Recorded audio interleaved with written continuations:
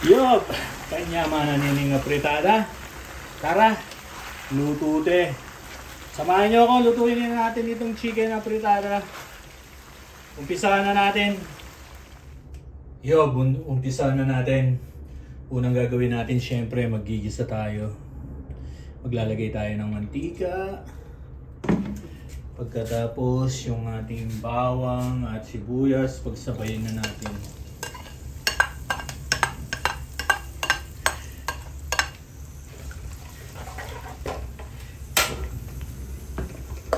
Pinatay ko ang kalan kanina kasi umuusok na, mainit na.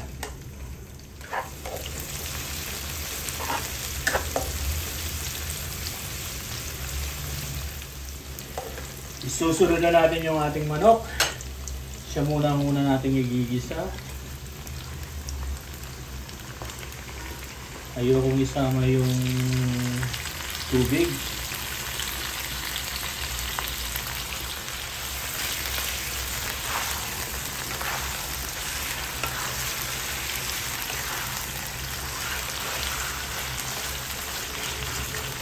Hayaan muna natin siyang mag-prito-prito.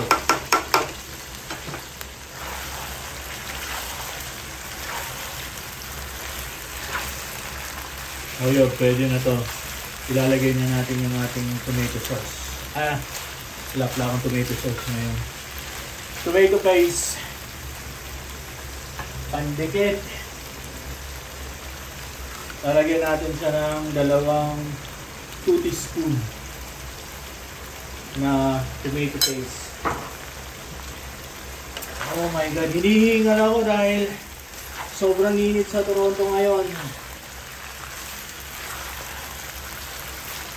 40 plus 40 ang humidity. Kaya nasa labas ako kung dati sobrang lamig. Ngayon, breaking the record ng June. Sabi sa balita, breaking the record daw yung temperature ng June. Umabot siya ng 40 ngayon. Feels like 34 pero yung humidity niya is 40. Ngayon naman, lalagyan natin siya ng konting toyo.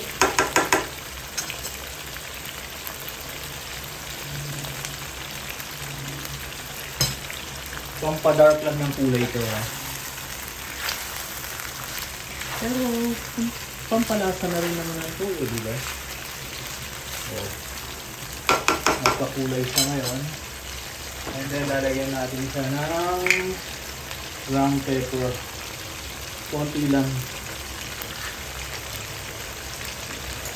Tapos ilalagay na rin natin yung ating chicken powder.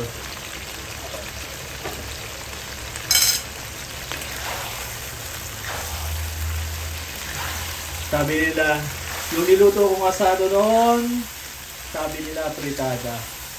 Kasi itong apritada, wala tong kalamansi. Kaya magkaiba sila. Okay. Ngayon ilalagay na natin yung ating carrots at patatas. Para sabay silang lumambot. Yan. Tapos, isusunod na natin yung ating tubig. Yan. Tama na yan. Madali namang lumambot ang patatas at saka chicken eh. Cover natin. Balikan natin maya-maya. Ngayon, isusunod na natin yung ating bell pepper at saka yung green peas. Ito na yung bell pepper natin. Yung ating green peas, nakakan lang binili ko.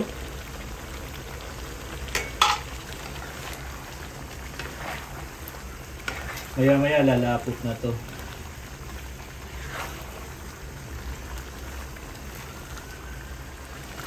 Konting halo pa. Malapit na to. Lalagyan na natin ng salt.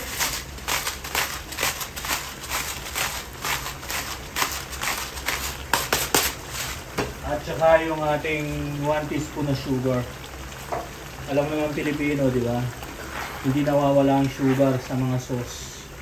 Pero pampabalance lang yun ng lasa. Ngayon, iwan lang ng 2 minutes at pwede na yan. Last check.